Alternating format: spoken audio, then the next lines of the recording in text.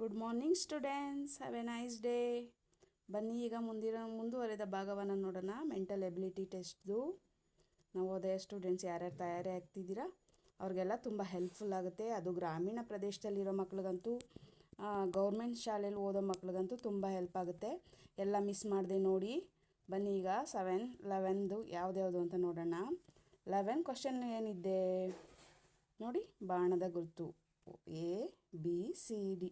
ಇದರಲ್ಲಿ ಆನ್ಸರ್ ಯಾವುದು ನೋಡೋಣ, ಹೇಳಿ. ಎನಾ, ಬಿನಾ, ಸಿನಾ, ಡಿನಾ? Very good, D. ಆನ್ಸರ್ ಯಾವುದು 11ಗೆ? D. Very good. Next question ನೋಡೋಣವಾ. 12ನೇ ಕ್ವಶನ್ಗೆ ಆನ್ಸರ್ ಯಾವುದು ಮಕ್ಕಳ? ಬೇಗ ಬೇಗ ನೋಡಿ ಹೇಳ್ತೀರಾ? ನೋಡಿ ಯಾವ ಸರ್ಕಲ್ ಇದೆ, ಏನಿದೆ? ಎಲ್ಲ ಸರ್ಕಲ್ ಒಂದೇ ಥರ ಇದೆ ಅಲ್ವಾ? ಯಾವುದು ಡಿಫ್ರೆಂಟ್ ಆಗಿದೆ? ಥಿಂಕ್ ಮಾಡಿ. ಈ ಕ್ವಶನ್ಗೆ ನೀವೇ ಆನ್ಸರ್ ಮಾಡಿ ನೋಡೋಣ. ಏನು ಹೇಳ್ತೀರಾ? ಎನಾ, ಬಿನಾ, ಸಿನಾ, ಡಿನಾ?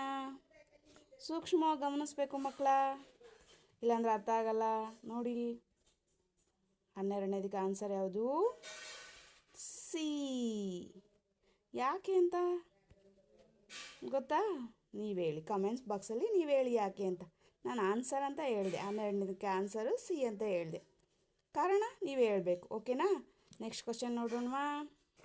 13ನೇದಕ್ಕೆ ಯಾವ ಆಪ್ಷನ್ ಬರುತ್ತೆ? ಎನಾ, ಬಿನಾ, ಸಿನಾ, ಡಿನಾ?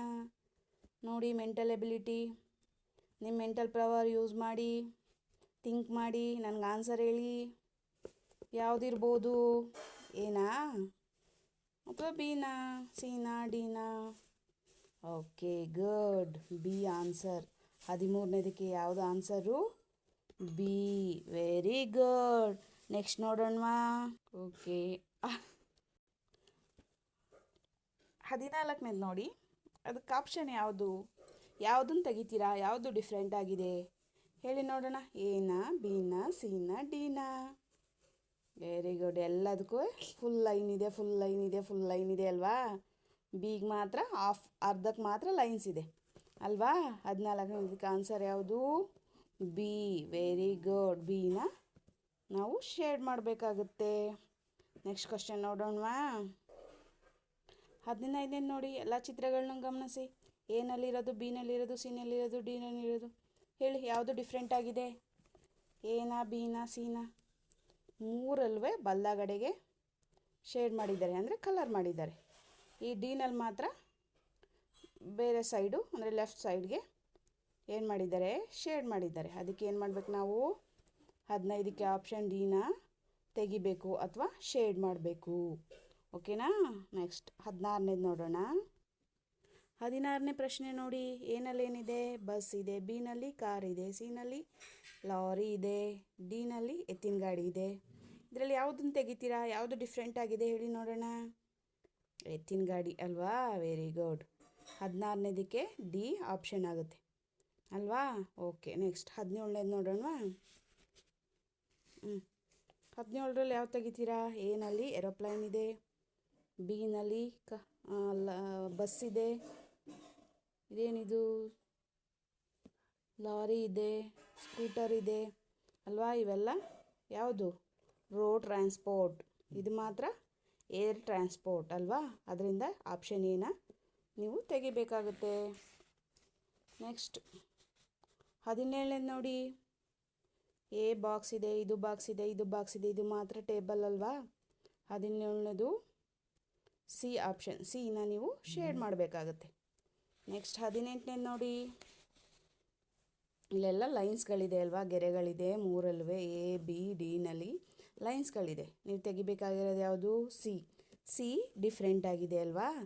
ಸಿಗೆ ಶೇಡ್ ಮಾಡಬೇಕಾಗುತ್ತೆ. ನೆಕ್ಸ್ಟ್ ನೋಡಿ 20th ನೋಡಿ, ಇದರಲ್ಲಿ 4ರಲ್ಲಿ ಯಾವುದು ಆಪ್ಷನ್ ತೆಗಿತೀರಾ ನೀವು? ಯಾವುದಕ್ಕೆ ಶೇಡ್ ಮಾಡ್ತೀರಾ? ಎಗ, ಬಿಗ, ಸಿಗ, ಡಿಗ?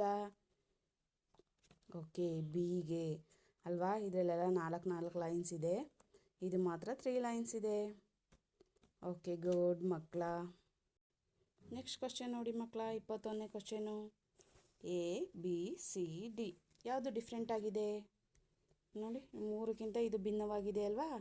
ಎನ ತೆಗಿಬೇಕು ನಾವು, ಓಕೆನಾ? ನೆಕ್ಸ್ಟ್ 22ನೇ ಕ್ವಶನ್ ನೋಡಿ ಮಕ್ಕಳ, ಯಾವುದು ಡಿಫ್ರೆಂಟ್ ಆಗಿದೆ? A B C D. ಒಂದು ಸ್ವಲ್ಪ ತಲೆ ಓಡಿಸಿ ಹೇಳಿ, ಯಾವುದು? ಇಲ್ಲೆಲ್ಲ ಒಂದೇ ಥರ ಇದೆ ಅಲ್ವಾ, ಯಾವುದು ಅಂತ ಗೊತ್ತಾಗ್ತಾ ಇಲ್ಲ. ನೋಡೋಣ. 22ನೇದಕ್ಕೆ ಆನ್ಸರು ಡಿ. Very good. ಯಾವುದು? ಡಿ.